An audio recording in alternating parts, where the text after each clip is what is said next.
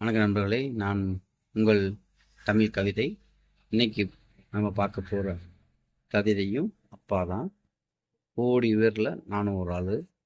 ஏன்னா அப்பாவை பிடிக்கும் எனக்கும். அதனால் இன்றைக்கும் அப்பா கவிதை.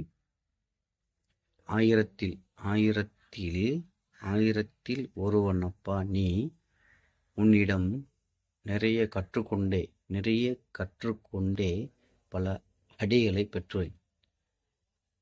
அப்போது அப்பா மேல் கோபம், பல இன்னல்களையும் பல மகிழ்ச்சியும் கண்ட நீ என்னிடம் எப்போதும் பரிவு காட்டுவதே இல்லை. இருந்தும் உன்னை நான் புரிந்து கொள்ள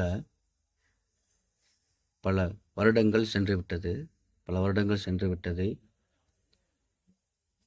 ஜன்னல் வழியாக தென்றல் வந்தபோது சுகமாக இருந்தது. ஜன்னல் வழியாக காற்று தென்றல் வந்தபோது சுகமாக இருந்தது. அப்போது இருந்தும் ஜன்னல்களே இல்லை என்ற போது தான் தெரிந்தது அப்பாவின் அருமை. நன்றி.